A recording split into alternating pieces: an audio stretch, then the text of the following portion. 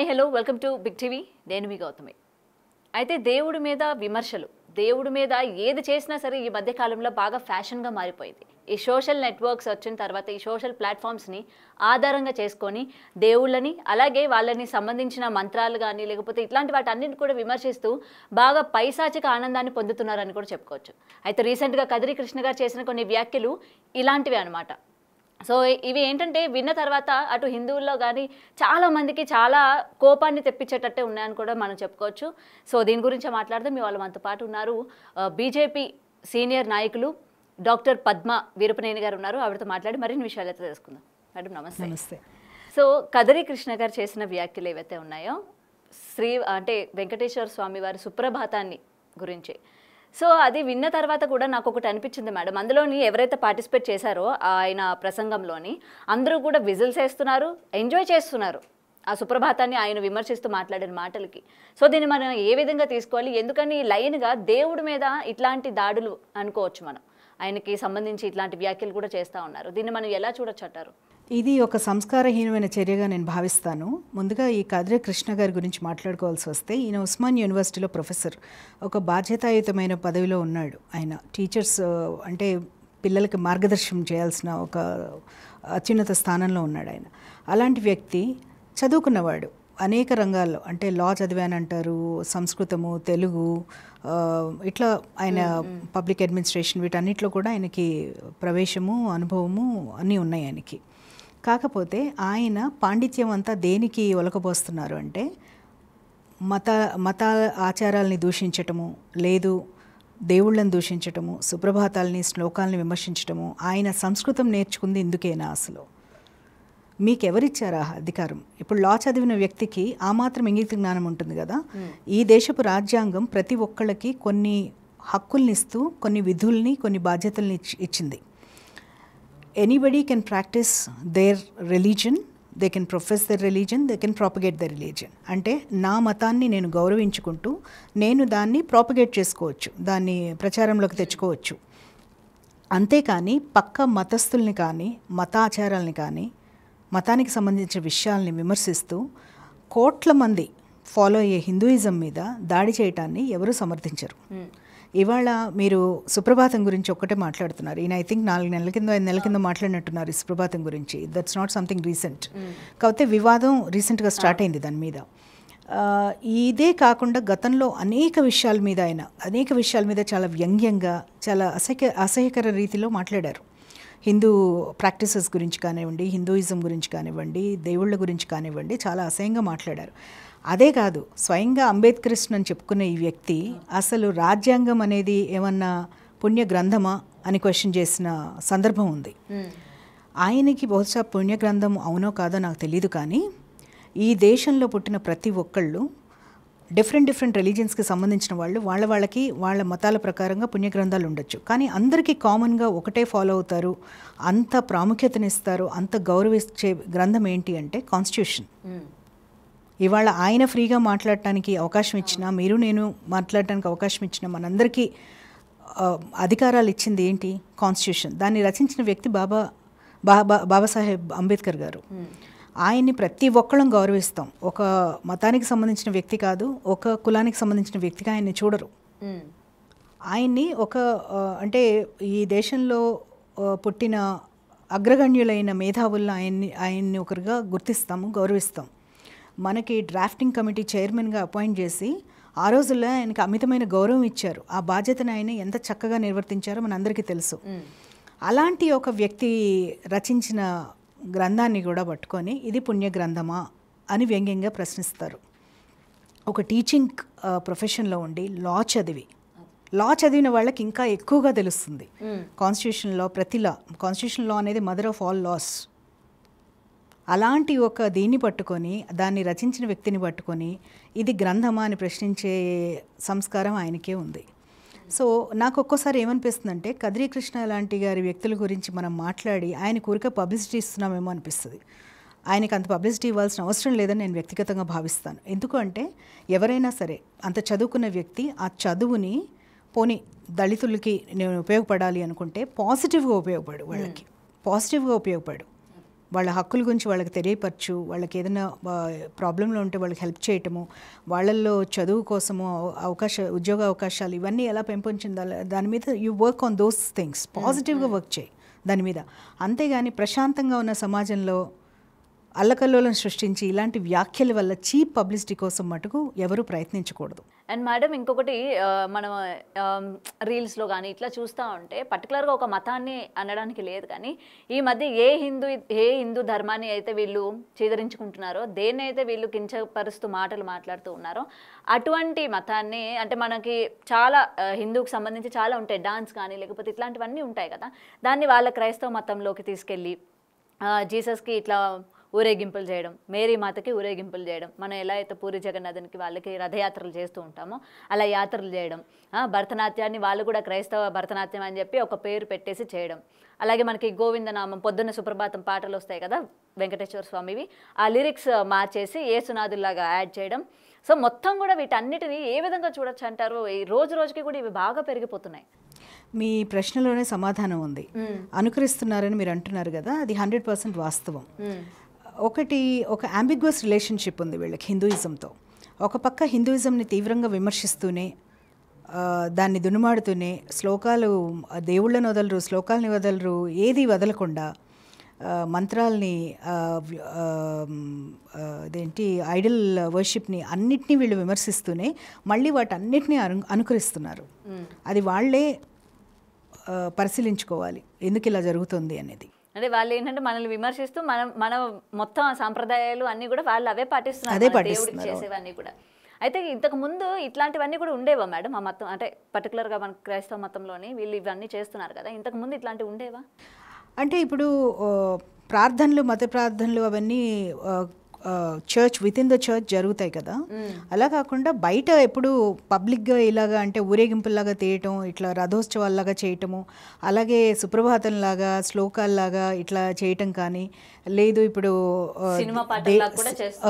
అట్లా పాటలు అట్లా అవన్నీ కూడా ఈ క్రమంలో వచ్చిన మార్పులు అవి. అంతేగాని గతంలో మన చిన్నపిల్లలప్పుడు ఐ డోంట్ థింక్ నేను ఎప్పుడు చూడలేదు ఇలాంటివి. ఇవన్నీ కూడా లాస్ట్ ఒక 4-5 ఇయర్స్లో మొదలైన ట్రెండ్ ఇది. అదే ఈ మధ్య నేను ఇంకొకటి కూడా అంటే ఒక మతాన్ని ప్రాపగేట్ చేసుకునే అధికారం వాళ్ళకు ఉంది, డెఫినెట్గా they can do it, but it has to be original. The thought process has to be original. ఏదైతే నువ్వు విమర్శిస్తున్నావో అదే నువ్వు అనుకరిస్తున్నావు అంటే అర్థం ఏంటి అంటే అక్కడ నీ ఓటమిని నువ్వు ఒప్పుకుంటున్నట్టుగా. ఎక్కడో నువ్వు పాటిస్తున్న వాటిల్లో, నువ్వు అనుకరిస్తున్న వాటిల్లో అంటే అది ఎక్కడో నీ థాట్ ప్రాసెస్ ఇస్ లాగింగ్ అక్కడ. అసలు వీటన్నిటికీ మెయిన్ కారణం అంటే ఏం చెప్తారు మేడం? అంటే ఎక్కువగా హిందూ ధర్మం మీద లేకపోతే హిందువుల మీద ఈ మధ్య మనం చూస్తూ ఉన్నాం, లైన్గా దాడులు కావచ్చు, దేవాలయాన్ని ధ్వంసం చేయడం కావచ్చు, దేవుళ్ళను కూడా వదలడం లేదు. అసలు వీటన్నిటికీ మెయిన్ రీజన్ అంటే ఏం చెప్తారు? ఇది ఒక విధంగా హిందుత్వం మీద దాడి అమ్మ. దీనికి ఏంటంటే చాలామందికి ఈ మధ్యకాలంలో అసలు హిందూయిజం మీద మాట్లాడటము, అంటే వాళ్ళని విమర్శించటము, దేవుళ్ళని విమర్శించటము, హిందూ పద్ధతుల్ని ఇది చేయటం, ఇవన్నీ కూడా ఒక ఫ్యాషనబుల్ అయిపోయింది. అంటే ఏంటంటే హిందూయిజం అంటే ఏమాత్రం తెలియని వాళ్ళు, సనాతన ధర్మం గురించి ఏమాత్రం తెలియని వాళ్ళందరూ కూడా ఇవాళ సనాతన ధర్మాన్ని విమర్శిస్తున్నారు. That is very sad. కొంతమంది ఇప్పుడు రెచ్చగొడుతున్నారు. ఇప్పుడు కొన్ని కన్వర్షన్స్ని ప్రేరేపించే విధంగా, అట్లాగే రీకన్వర్షన్స్ని ఆపుకోవటానికి కూడా గర్వాపసి ఇట్లా కొన్ని ప్రోగ్రామ్స్ జరుగుతున్నాయి. అంటే ఆల్రెడీ కన్వర్ట్ అయిన వాళ్ళు మళ్ళీ ఆ మతంలో ఇమ్మడలేకో, లేకపోతే ఆ మతం వాళ్ళు అనుకున్న విధంగా లేదనుకోనో వాళ్ళు తిరిగి వెనక్కి వచ్చేసే వాళ్ళ సంఖ్య చాలా పెరిగింది. వీళ్ళందరిని ఆపుకోవడానికి కూడా ఈ ప్రయత్నాలు ఈ విధంగా చేస్తున్నారు. దీనికి అన్ఫార్చునేట్లీ ఏంటంటే హిందూయిజం గురించి ఎవరేం మాట్లాడినా పబ్లిసిటీ కూడా చాలా ఎక్కువ వస్తుంది వాళ్ళకి. సోషల్ మీడియా ప్లాట్ఫామ్స్ కానివ్వండి, మెయిన్ స్ట్రీమ్ ఛానల్స్ కానివ్వండి, ప్రింట్ మీడియాలో పెద్దగా రావట్లేదు కానీ బట్ అదర్ మీడియాస్ అన్నీ కూడా చాలా వాళ్ళ మీద. ఇప్పుడు మనమే చూడండి, ఇంతసేపు మాట్లాడుకుంటున్నాం ఆయన గురించి, అవసరం లేదు. బట్ ఏంటి అంటే దీనివల్ల మాట్లాడే వాళ్ళ సంఖ్య పెరిగిపోతుంది. వాళ్ళకేంటి ఇప్పుడు అడ్డమైన చెత్త మాట్లాడతారు, అడ్డమైన వాళ్ళ మీద ఏదో ఒకటి మాట్లాడతారు.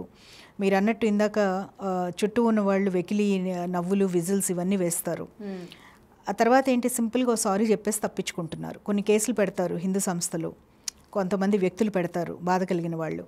కానీ ఎవరు కూడా ఒక్కసారి ఆలోచించుకొని, మీరు ఒక కులంగానే ఆలోచించుకోండి, లేదు ఒక మతంగానే ఆలోచించుకోవాలనుకుంటే ఆలోచించుకోండి. బట్ మీరు ఆలోచించాల్సింది అసలు ఇన్ని కోట్ల మంది ఫాలో అవుతున్న, ప్రపంచవ్యాప్తంగా ఫాలో అవుతున్న ఒక ధర్మాన్ని గురించి మనకేం హక్కు ఉందని మనం మాట్లాడుతున్నాం, మనకెంత తెలుసని మాట్లాడుతున్నాం.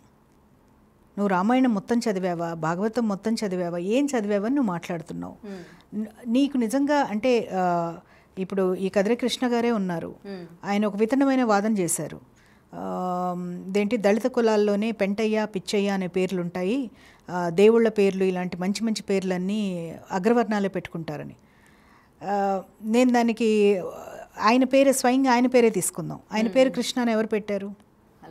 తల్లిదండ్రులే కదా పెడతారు, ఆయన పెట్టుకున్న పేరు కాదు కదా. అలాగే పిచ్చయ్య శాస్త్రి పేరు వినలేదా మీరు? విన్నాను. పెంటయ్య శాస్త్రి పేర్లు వినలేదా? విన్నాము. ఇప్పుడు మా ఫాదర్ పేరే నర్సయ్య. సో ఈ పేర్లు వినమా మనం వేరే కులాల్లో? వింటాం. అంటే పేర్లకు కూడా కులాలు తగిలించాలని చూస్తున్నారంటే అంత పిచ్చి వాదన చేస్తున్నారు. అట్లాగే తొక్కేశారు. ఇప్పుడు ప్రతిభ పాఠవాళ్ళు ఉన్నప్పుడు వాళ్ళు ఎక్కడో చోట వాళ్ళు ఎమర్జ్ అవుతారండి. ఇప్పుడు మనం రామాయణం రాసింది ఎవరు? వాల్మీకి. ఆయన ఎవరు? ఈనాటి కాలమాన ప్రకారం చూస్తే ఆయన ఒక ఎస్టీ అవుతారు, అవునా? ఓకే ఓకే, అంతే కదా. ఆయనకి ఎలాంటి స్థానం ఇచ్చాం మనం సాహిత్యంలో? ఆయన రాసిన రామాయణానికి ఎంతటి ఉన్నత స్థానం ఉంది వాళ్ళ హిందూ సమాజంలో. అలాగే మీరు పోనీ రీసెంట్ టైమ్స్కి వద్దాం. రీసెంట్ టైమ్స్కి వస్తే జాషువా అనే ఒక కవి దళిత కవి కాదా? గుంటూరు జిల్లా వాస్తవ్యులైన ఆయన్ని పైకి తీసుకొచ్చి ఆయన్ని ఇంట్లో పెట్టుకొని ఆయనకు కావాల్సిన సదుపాయాలన్నీ సమకూర్చి చేసిన వ్యక్తి ఒక బ్రాహ్మణుడు. ఆయనకి గండపెండేరం తొడిగింది ఎవరు? చెల్లపిళ్ళ వెంకట కవి. ఆయన ఎవరు? ఒక బ్రాహ్మణుడు. సో పద్దాక ఇప్పుడు అగ్రవర్ణాల గురించి మీరు మాట్లాడే ముందు ఇవన్నీ కూడా ఆలోచించుకోవాలి. ఒక టైంలో అంటే ఒక టైంలోనే కాదు, ఇవాళ కూడా అక్కడక్కడ జరుగుతూ ఉండుండొచ్చు డిస్క్రిమినేషన్, నేను కాదని అంటలేదు.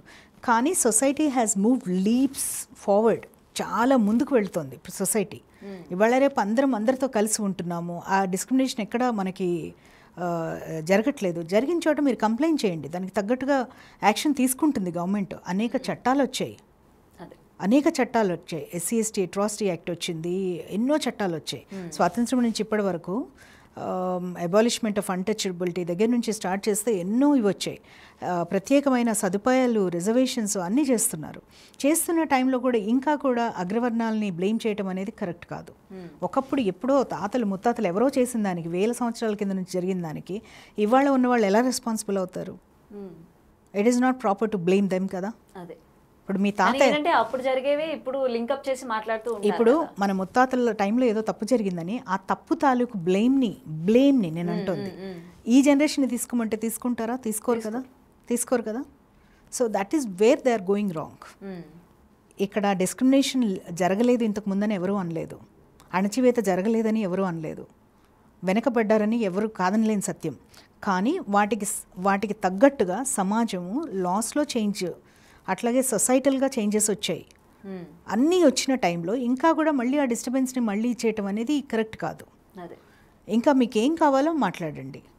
మీకు ఇంకెక్కడన్నా మీకు ప్రాబ్లం ఏరియాస్ ఉన్నప్పుడు, ఇప్పుడు మేధావులు ఉన్నారు, ఇప్పుడు వీరే ఉన్నారు, మంచి చదువుకున్న వ్యక్తి, టీచింగ్ ప్రొఫెషన్లో ఉన్నారు, ఆయనకి తోచినవి సజెషన్స్ ఏమున్నాయి అవన్నీ పాజిటివ్గా ఇచ్చి ఆ కులాలు ఇంకా అభ్యున్నతికి తోడ్పడాలి ఆయన. అంతేకాని పద్దాక ఇంకొకళ్ళని బ్లేమింగ్ గేమ్లోకి వెళ్ళి ఏదో హిందూయిజం మీద అటాక్ చేస్తే ఫ్యాషనబుల్ అనో, లేదో ఒక చీప్ పబ్లిసిటీ వస్తుందో, లేకపోతే ఆయన ఆ కులంలో ఒక నాయకుడిగా ఎదుగుతాడో, ఇది కరెక్ట్ కాదు. This is not the way to go forward. ఎవరు నాయకులు అలా అవ్వరు. అండ్ ఫైనల్లీ మేడం, నేను ఒక రీల్ చూస్తున్నప్పుడు ఒక కమెంట్ చూడడం జరిగిందనమాట. సో దాని గురించి నాకు చిన్న క్లారిఫికేషన్ కావాలి. అయితే ఆ కమెంట్లో ఏముండిందంటే, అరే హిందూ ధర్మం అని చెప్పి మీరు ఇట్లా పోరాడుతూ ఉన్నారు కదా, మీరు ఓన్లీ ఇండియా పరంగానే చూస్తున్నారు, మొత్తం హోల్ వైల్డ్ అంటే కంట్రీస్ అన్నీ కూడా చూసుకుంటే క్రైస్తవ మతస్థులే ఎక్కువ మంది ఉన్నారు, వాళ్ళ డామినేషన్ ఎక్కువ ఉంది, రాబోయే కాలాల్లో కూడా వాళ్ళే నడుస్తారు, హిందూ ధర్మం మొత్తం కూడా నశించిపోతుంది, దీనికోసం మీరు ఎందుకురా ఇట్లాగా అని చెప్పి ఒక కమెంట్ అయితే పెట్టడం జరిగింది. మొత్తం క్రైస్తవ మతం వల్లే ఉంటారు అని చెప్పి. ఇది నిజమేనా? అది రాంగ్. అందులో పార్ట్లీ రైట్ ఏంటి అంటే, ప్రపంచవ్యాప్తంగా క్రైస్తవుల సంఖ్య అధికంగా ఉండటం కరెక్ట్.